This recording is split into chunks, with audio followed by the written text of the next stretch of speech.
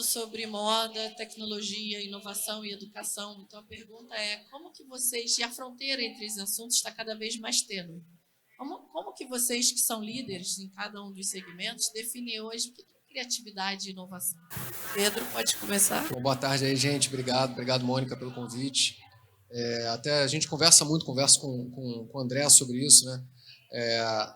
E a gente fala assim que a inovação ela mora nessa fronteira entre, pelo menos a minha leitura, eu acho que o André tem a dele, o Bruno tem a dele, ela mora na fronteira entre a ciência, a arte e os negócios, né? Ciência pode traduzir para tecnologia, né? Então, tecnologia, arte, negócios. Ali mora a inovação, pelo menos a inovação que a gente procura fazer lá na reserva, né? Acho que uma outra característica interessante é a organização que se dispõe a inovar, ela tem que ter uma capacidade de suportar o erro, né? Então, ela tem que ter uma visão de longo prazo e ela tem que ter os líderes, eles têm que dar às pessoas, né, aos colaboradores, a segurança de que eles podem errar. Isso parece óbvio, parece simples, mas no dia a dia de uma empresa não é tanto, né? Não são todas as empresas que podem pensar a longo prazo, elas precisam entregar resultado no curto prazo e não podem se dar o luxo de errar, né? Então é raro você achar empresas em que o CEO ou os diretores falam: tá tranquilo, vamos em frente, faz parte, o erro faz parte. Então acho que essas duas coisas, né, onde mora a inovação e essa cultura do poder errar, são importantes. Acho que esse ponto boa tarde todo mundo, obrigado pelo convite, bom estar aqui com vocês. Esse ponto que o Pedro tocou, acho muito importante nessa tolerância ao erro. Inovação, eu não sei se criatividade necessariamente está ligada à inovação, mas acho que inovação está muito ligada à criatividade. Porque quando você vai inovar em qualquer setor, você normalmente está buscando uma solução nova, um caminho novo, e isso demanda alguma dose de criatividade. Às vezes não a criatividade lúdica e lírica, como às vezes se imagina quando fala de criatividade, esses processos, sei lá, meio idealizados, mas é um processo que você está ali buscando uma coisa que você não sabe o que é, muitas vezes, ou você sabe onde quer chegar e não sabe como, e é árduo, né? Quando uma pessoa está criando alguma coisa, normalmente ela está ali sofrendo, ali tentando encontrar. Depois que está pronto, é ótimo. Depois que você olha o blockchain montado, implementado, milhões de pessoas usando pelo mundo, é tipo, opa, que ideia muito boa, né? Mas quando começa, não é bem assim, né? Vou pegar só um gancho, porque eu quero aproveitar, porque ele tá envolvido num projeto e ele teve outro. Nada. Deixa eu ver. No seu caso, você está sempre envolvido com algum projeto que tem um quê de inovação. Como é que vem esses insights? É de uma dor pessoal? É uma dor da comunidade? Tipo, você trabalha com uma dupla? Como é que você absorve esses insumos que viram uma ideia? Seria essa a pergunta. Eu sou muito curioso já por natureza, então normalmente quando eu gosto de acompanhar o que está acontecendo, tendências, tecnologia, uma coisa que sempre fez parte da minha vida. Minha mãe é médica pesquisadora, minha casa teve BBS desde 1990, então eu sempre tive online. E normalmente essas inovações, essas novidades me instigam a querer participar, entender o que aquilo traz de benefício e tentar explorar aquilo que eu gosto muito de experimentar as coisas, em vez de só ler e ficar na parte teórica, eu gosto de botar a mão na massa para ver como aquilo funciona, que eu acho que para mim funciona melhor como aprendizado. Então, normalmente eu vejo, assim, às vezes, algumas das ideias que eu tenho partem desse conhecimento de alguma coisa que surgiu e querer explorar e acaba surgindo uma ideia a partir daí. A época do Queremos, que foi uma plataforma de shows de crowdfunding que a gente começou em 2011, eu não sou mais sócio da empresa, mas a empresa continua. era início de rede social, era o início dessa interação entre as pessoas, geração de comunidade, autogestão de comunidades, e foi muito a partir desse lugar, essas possibilidades. A mesma coisa com o crowdfunding em si, que também não era possível, não era tão fácil na época. No caso da Footster, que é o game de futebol que eu cofundei, foi a partir das possibilidades de blockchain que é possível criar ali em termos de ativo digital, né? Hoje em dia você tem jogos, games que você tem todos os itens do jogo, moeda, ou a roupa, a arma, tudo ligado à plataforma centralizada e você não consegue movimentar esses itens de maneira independente. Essa destravada que o blockchain traz para esse aspecto muda completamente a abordagem dos games como um todo, não só dos itens, mas de toda a dinâmica impactada por isso. E aí foi a partir dessa exploração aí que acabei chegando no game. Legal. Tá funcionando esse? Legal. Pegando o que vocês falaram aí, eu acho que vou fazer um match entre uma das perguntas que estava aqui conosco já, é que vocês estão falando, né, de blockchain, a gente está falando de tendência. O que vocês veem de tendência hoje e o que vocês acham que é importante, né, além de blockchain, entre essa convergência entre arte e tecnologia? A gente falou bastante de moda aqui hoje. E o que vocês olham de tendência que é importante para a galera que está assistindo a gente entre essa intersecção e que acham importante ou que está no dia a dia de vocês, que a galera precisa estar olhando? Bom, acho que não só moda, né, mas... Não, é interessante, assim, acho que uma interseção que a gente olha muito lá na reserva, né, é a questão da cocriação. As marcas de moda, elas sempre tiveram uma posição de criar, oferecer para o público, criar, oferecer. E a gente, desde 10 anos atrás, na verdade, né, eu estava envolvido nesse projeto, que é o projeto Faça Você. Né? A gente começou a comprar lá atrás umas impressoras de camiseta, numa época que nem tinha no Brasil, a gente começou a importar umas impressoras e tal, para fazer camiseta sob demanda, em vez de silcar, etc, etc. E isso possibilitou que a gente criasse um projeto chamado Faça Você. Né? Então a gente começou a customizar camisetas, customizar moletões, depois customizar tênis e por aí vai. Então acho que a cocriação, e a gente foi evoluindo, né, essa questão. E aí isso virou a Reserva Inc. Né? A gente identificou uma galera que tinha uma marca chamada Tuts, o Arthur e tal, e aí a gente foi conversar, foi dando fit, coisa e tal, e a gente acabou fazendo uma aquisição dessa empresa, e hoje a gente tem um negócio, né, que chama-se Reserva Inc., que é um negócio de cocriação, em que as marcas, as empresas e as pessoas físicas, principalmente, montam suas lojas. É um negócio que hoje já fatura 40 milhões de reais, que são divididos, né, entre metade fica com a Inc., né, com a reserva, e metade com os creators. Né, tem ao longo do ano isso. Então tem loja que vende pra caramba, tem loja que não vende, por aí vai. Mas acho que essa é uma tendência, assim, a cocriação é uma tendência. Poderia falar outras, né? Tem, obviamente, inteligência artificial, a gente já está usando bastante por lá, né, principalmente em desdobramentos de anúncios, desdobramentos de textos e outras coisas que a gente está identificando, que a gente pode colocar na nossa operação. E com a cabeça, né, acho que muita gente pensa, não, para substituir o ser humano. Não. A gente está tentando colocar a inteligência artificial nas coisas repetitivas para liberar os seres humanos para serem mais criativos e colocar a energia em coisas mais interessantes. Então, nossa cabeça em relação à inteligência artificial tem sido essa. E acho que, por último, o blockchain, não da maneira ultra celebrada, mas da maneira mais natural e invisível. Eu acho que ele vai entrando nas empresas, nas operações. Né? Por exemplo, as pessoas vão usar a blockchain e nem estão sabendo que aquilo ali está rodando uma blockchain. Por exemplo, um programa de loyalty, né, de CRM, por aí vai. Acho que eu dei uma misturada, mas... Na pergunta anterior, a gente falou sobre criatividade e inovação. Você hoje é líder de uma empresa de renome internacional. Então, eu queria saber o quanto que você implementa na sua liderança a cultura de criatividade e inovação, não necessariamente, como o Bruno falou, alinhadas, mas como que isso permeia o seu dia a dia? Primeiro, é importante olhar semanticamente essas duas palavras. Quando a gente fala de criatividade, o que no final das contas se observa é a capacidade de um ser humano trazer ideias para um determinado contexto. Quando a gente fala de inovação, a gente fala da implementação de algumas ideias que influenciam a operação da organização, seja impulsionando vendas, seja diminuindo custos operacionais.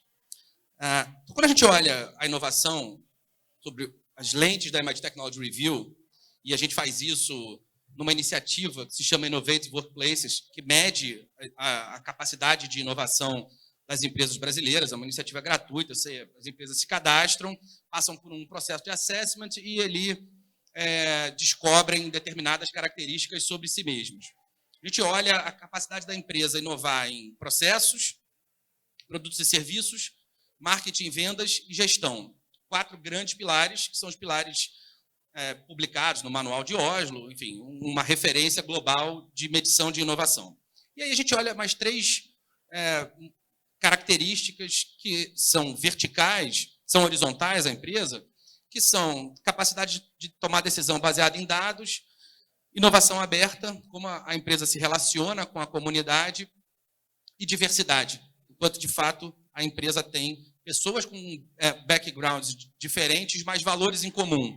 A gente observa com muita frequência a discussão de diversidade seja sendo feita de uma forma quase leviana pelo mercado, como se a diversidade na base fosse o suficiente, e a gente sabe que a tomada de decisão influencia todo o resto. Então, não adianta ter diversidade num pedaço da empresa se não tiver no outro, e também não adianta ter pessoas que pensam de forma completamente diferente pelo simples fato delas serem diferentes, porque a organização acaba sofrendo consequências negativas das confusões que normalmente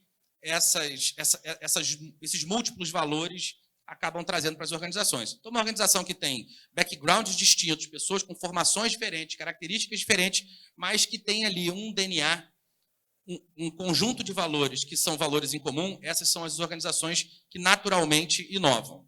E a gente, na MIT Technology Review, tenta replicar esse comportamento. Então, o Pedrão está falando de tendências, quando a gente fala de tendências de moda, e a MIT Technology Review tem uma colaboração com a Reserva, uma coleção MIT Technology Review e Reserva que vai se modificando ao longo do tempo. A gente tem uma iniciativa Science and Arts, que tem, por exemplo, como característica tokenizar as capas. Então, a gente chama artistas brasileiros para fazer as capas das nossas edições, tokeniza as capas, e isso é um processo que está entrando em produção agora. Os artistas já fazem as capas, mas agora a gente vai passar a vender esses tokens para dar benefícios para um determinado grupo, para essas pessoas receberem as capas fisicamente nas suas capas, das suas casas em formatos diferentes, com entregas diferentes. Então, a gente vai olhando para o produto que a gente vende, que é a informação, sob perspectivas diferentes. E essa tensão criativa que é gerada por essas pessoas que têm esses diferentes backgrounds, mas que têm valores e vontades em comum, isso gera uma frequência de inovação bastante comum, fora, obviamente, o fato da gente estar ligado ao maior centro de inovação do mundo, que é o MIT, e receber de uma maneira muito intensa tudo que acontece lá. Legal, muito bom.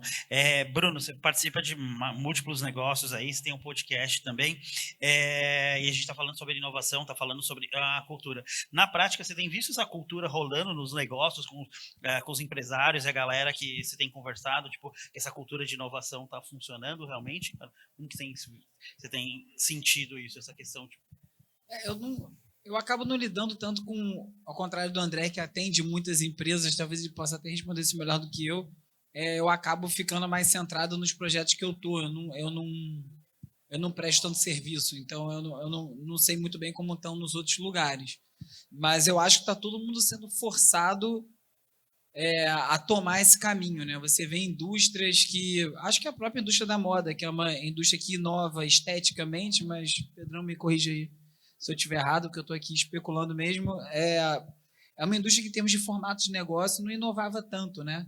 É uma coisa a loja, as coleções como funcionam, e aí foi sendo tomado por esses processos de comunidade, influenciadores, e como chega essa comunicação, o público tendo mais voz, querendo interferir, participar.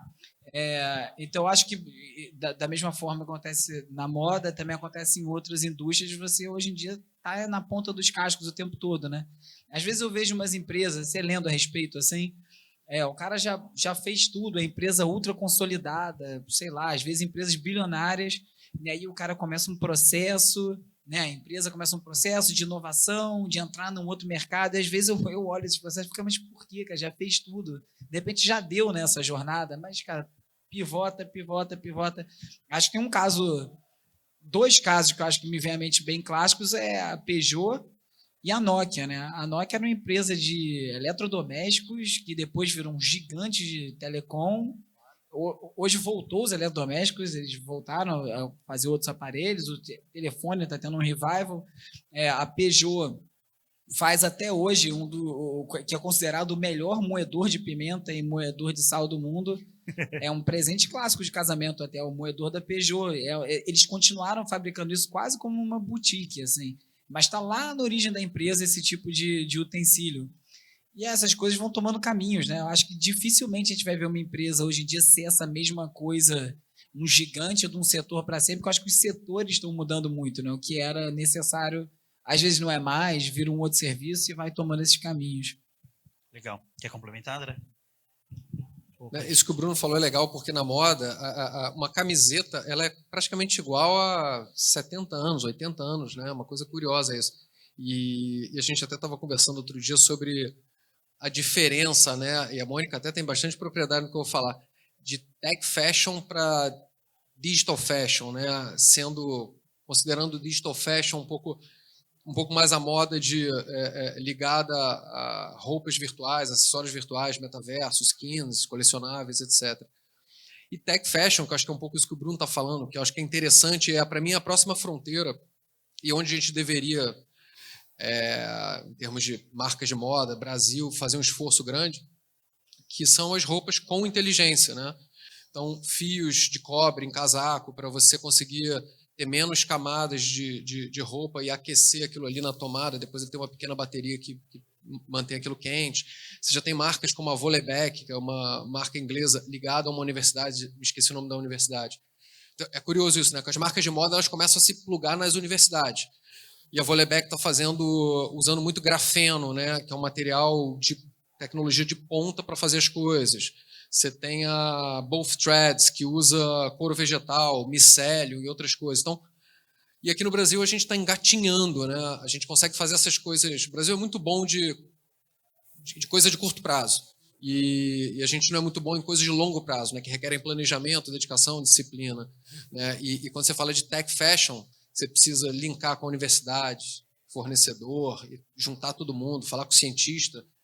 É bem mais complicado, né? Então acho que eu pelo menos estou olhando para isso lá na reserva, a gente está olhando, mas sinto que no Brasil pouco se olha e os gringos estão olhando bastante. Legal. Pedro, você trouxe um ponto. Eu vou adiantar uma pergunta aqui, Vai mas lá, porque está dentro do contexto e aí vai conectar com o André. Você trouxe um ponto muito relevante, porque quando eu comecei a olhar para a Web3, a primeira coisa que eu fiz foi conectar com os grandes grupos. Uma Nike, uma Adidas, estou falando das filiais brasileiras, uma LVMH. E falar, gente, e aí, vamos ver o Brasil? E aí, Adidas, a identificação o Brasil, em alguns segmentos, no caso da moda, não está inserido no mapa de desenvolvimento deles global. Eles estão fazendo lá várias iniciativas, estão testando, estão aprendendo, e a gente não está. A gente é um mercado que se chama o mercado operacional. Então, a pergunta, eu vou fazer assim, triangular, né?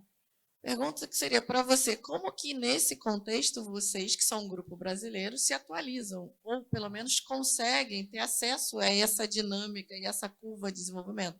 Porque muitas das coisas ainda estão na fase inicial, a gente está aqui com o privilégio discutindo, quando fala de digital, a gente está na primeira fase do futuro. Então, como é que você vai poder ter acesso a esse desenvolvimento? E para o André, a mesma coisa. Como que o MIT poderia nos ajudar? Eu vou falar de moda, tá? Mas se não, você me corrige se não for o caso. Poderia nos ajudar a nos inserir nesse contexto de desenvolvimento, de teste? Eu acho que eu citaria 3 coisas.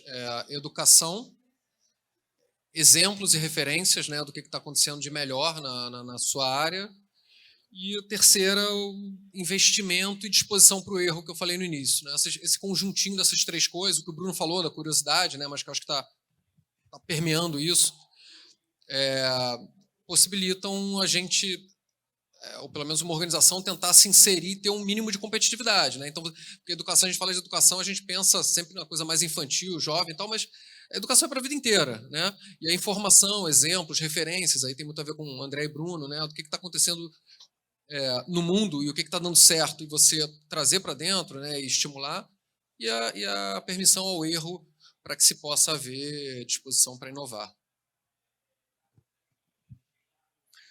Bom, como a gente pode participar desse contexto? Primeiro, eventualmente a gente já publica conteúdos que são abertos sobre esse tema. Os laboratórios do MIT estão constantemente trabalhando na busca de novos materiais, de elementos de cor que são menos agressivos em relação ao meio ambiente, enfim. Então, trazer para cá as pesquisas e os achados que acontecem nos laboratórios do MIT é parte desse processo, porque a gente ajuda a aumentar esse acesso, aumentar o alcance sobre esses temas, o que naturalmente aumenta também a possibilidade de teste. Então, esse é um ponto. Um outro ponto é uma iniciativa que acaba por premiar os indivíduos. A gente trouxe para o Brasil, está rodando pelo primeiro ano, e a gente vai entregar no Rio Innovation Week, no dia 4 de outubro. Depois vai ficar publicado no site, na revista, nas nossas redes sociais, o Innovators Under 35. É o mesmo prêmio que descobriu o Linus Torvalds, o Sergey Brin, o Larry Page, o Mark Zuckerberg, enfim. É um prêmio que tradicionalmente ajuda a colocar holofotes em pessoas que estão fazendo trabalhos de pesquisa que não necessariamente esses trabalhos estão associados a esse modelo de captação de investimento, de o desenho padrão do ciclo de vida de uma startup, de levantar uma grana para ir para o mercado e tal.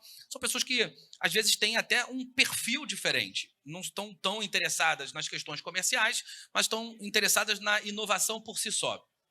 E a gente vai fazer isso. Parte dessas inovações, existe uma categoria de arte e cultura, e a gente recebeu, por surpresa, foi uma surpresa muito grande ter visto isso, a gente recebeu mais de quase 1.500 pessoas aplicando para o prêmio desse ano, um conjunto significativo para arte e cultura, e muita gente em arte e cultura na indústria de moda.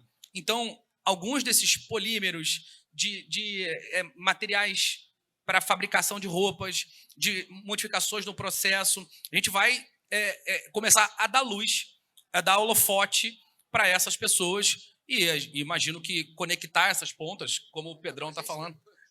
Exatamente. É isso. Mas é justamente isso que acaba acontecendo. Naturalmente, essas conexões vão ser feitas. Ótimo. Eu estava puxando um dado aqui que eu falei no episódio dessa semana do Resumido, no episódio que saiu hoje, aliás. Saiu uma pesquisa do Banco Interamericano de Desenvolvimento sobre as habilidades digitais, e o Brasil está abaixo da média da América Latina. A gente tem aqui 21% das pessoas com habilidades digitais básicas. A média da América Latina é 29%, e habilidades digitais básicas significa você conseguir anexar um arquivo num e-mail. É básico mesmo.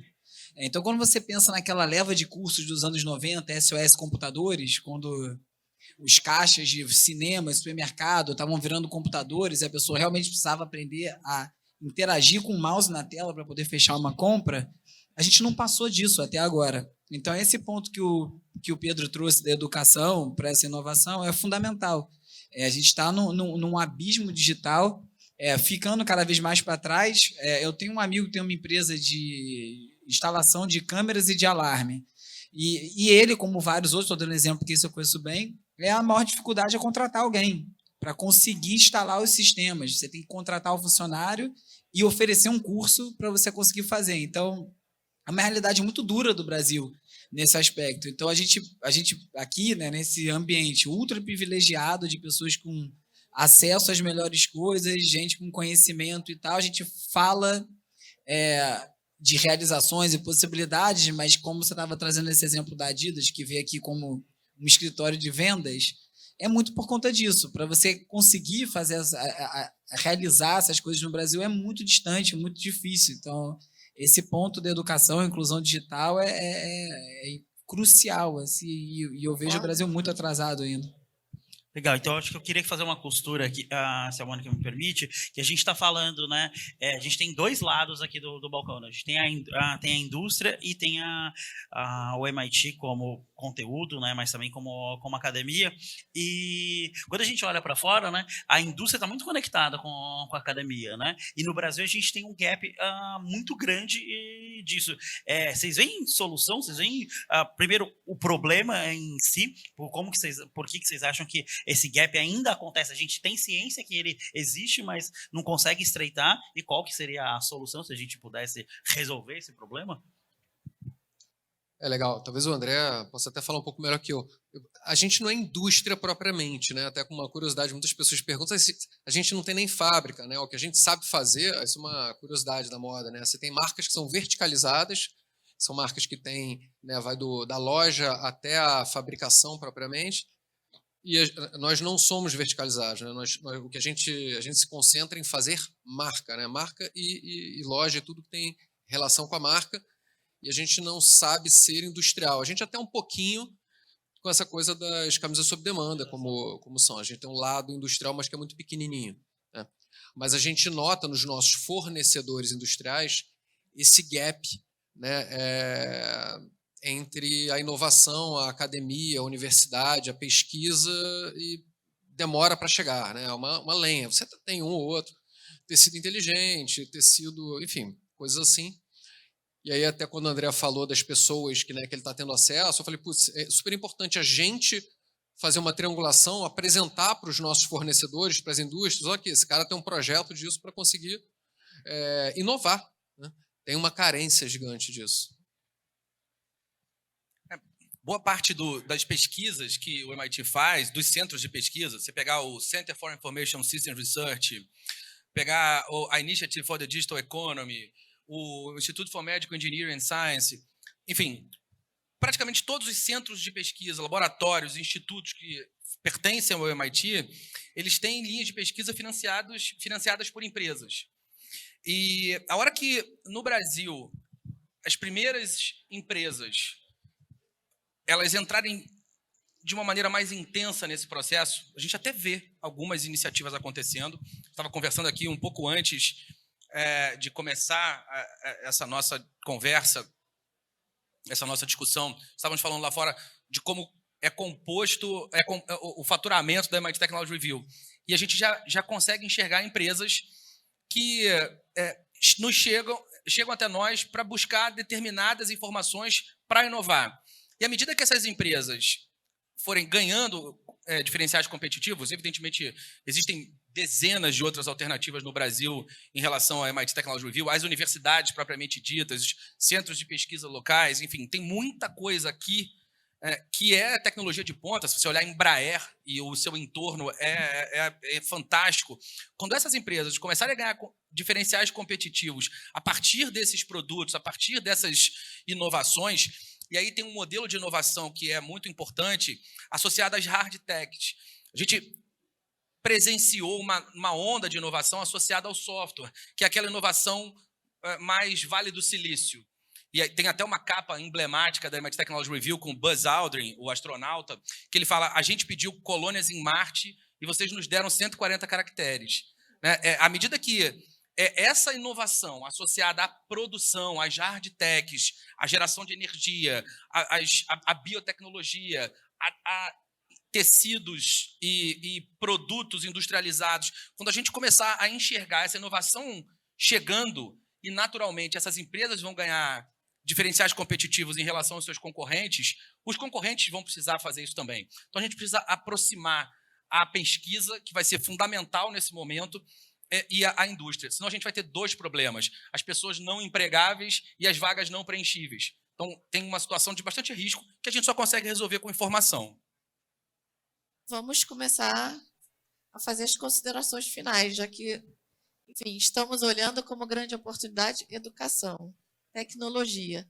Se vocês fossem começar um negócio hoje, vocês, homens líderes, o que vocês fariam? Eu acho que é uma pergunta quase que pessoal, né? Mas eu vou responder ela assim. Com certeza. Então tá bom. Eu olharia e tentaria de alguma maneira me inserir na transição para a economia verde, né? Eu acho que as empresas nos próximos 10 anos, né, somos 8 bilhões no planeta, né, vamos para 10 bilhões em 2050, não tem recurso, né? A forma como a gente usa os recursos hoje não daria para ter planeta para tanta gente. Então, as empresas serão, nos próximos 10 anos ou menos, obrigadas a se adaptarem, a mudar a maneira com que elas lidam com os recursos. Então, eu certamente tentaria navegar na fronteira entre tecnologia e economia verde. Você vê as discussões de crédito de carbono ainda no mercado voluntário, né? Eu acho assim, que eu acompanho disso, acho interessantíssimo. Acho que precisa ter um mercado regulado, mundial disso, talvez regulado pela ONU, ou enfim, pelo Banco Mundial, não sei muito bem. Eu iria para esse setor que eu acho muito promissor. Ótimo. Eu vejo, pelo menos no futuro próximo, boa parte das indústrias dominadas por desenvolvedores, né? Hoje em dia tem poucas áreas, poucas indústrias que não precisam de desenvolvedor para fazer uma coisa. Existe um déficit, né?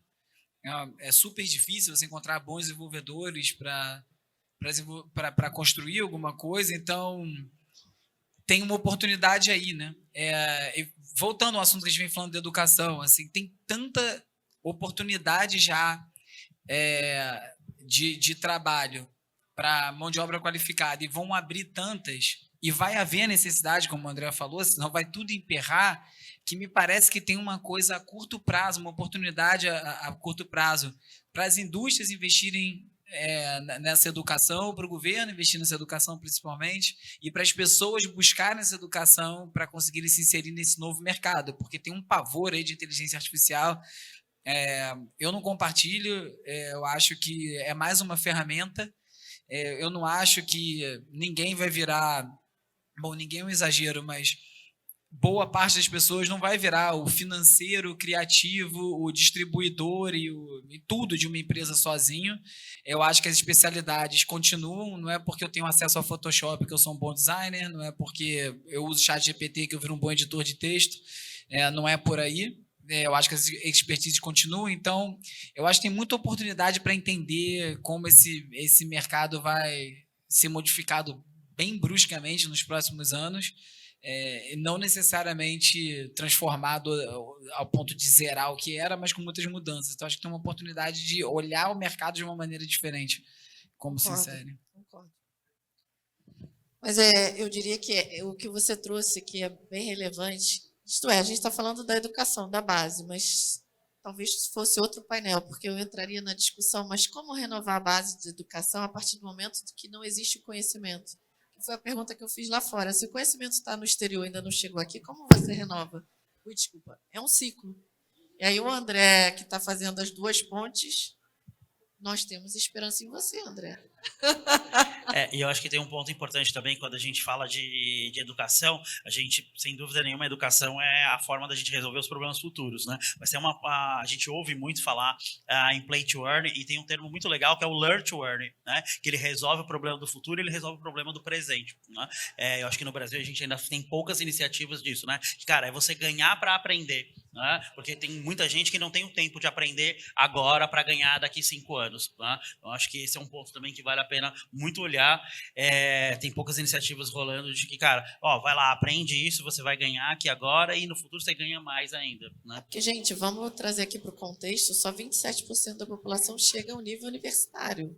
Então, não existe educação. A base ainda do Brasil é um mundo ainda a ser desenvolvido. Então, esse papel da indústria, enfim, ter essa associação é ótimo para desenvolver quem está já inserido em algum sistema, né? Para a gente poder ter alguma chance. Deixa eu só fazer uma provocação. Por outro lado, eu estava pensando nisso outro dia, antes do André passar a palavra para ele.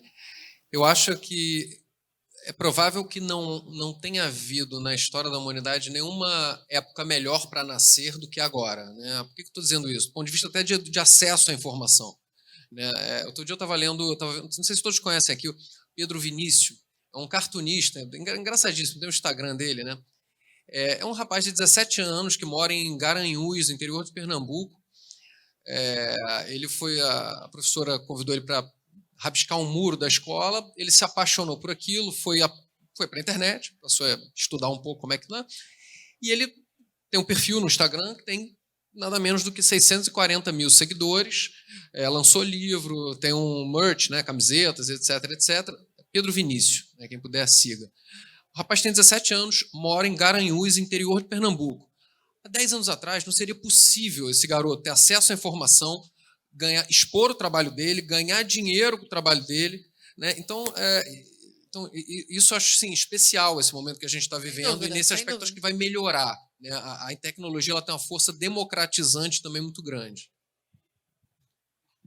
Sobre a pergunta que originou esse round do que eu faria, eu buscaria em mim a minha vocação para resolver algum problema através dessas novas tecnologias. Então, e você não precisa fazer isso sozinho também.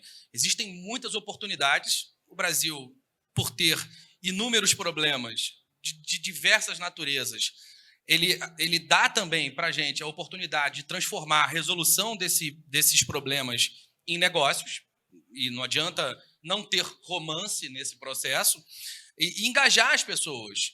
E o engajamento é sempre engajamento voluntário, claro, se alguém botar uma arma na sua cabeça, vai estar engajado em resolver o problema por outras razões, mas o engajamento é naturalmente algo que nasce da sua relação com amor, dinheiro ou glória. Ou você se envolve com aquela causa, ou você ganha dinheiro para resolver aquilo, ou aquilo te dá status. Eventualmente, é a combinação disso. Então, se você buscar em você de que maneira eu consigo resolver um problema que eu identifiquei através especialmente dessas novas tecnologias, de tokenização, de Web3, de blockchain, de geração de novas tecnologias mesmo, de implementação de novas tecnologias, naturalmente você tem uma boa oportunidade. Se as pessoas reconhecerem naquilo que você está gerando uma forma de resolver um problema real, você tem ali um negócio promissor. Isso não significa que ele vai dar certo, mas significa que a semente foi plantada. Adorei, obrigado. Obrigado pela troca. Obrigado. Obrigado a vocês. Muito bom. Obrigado.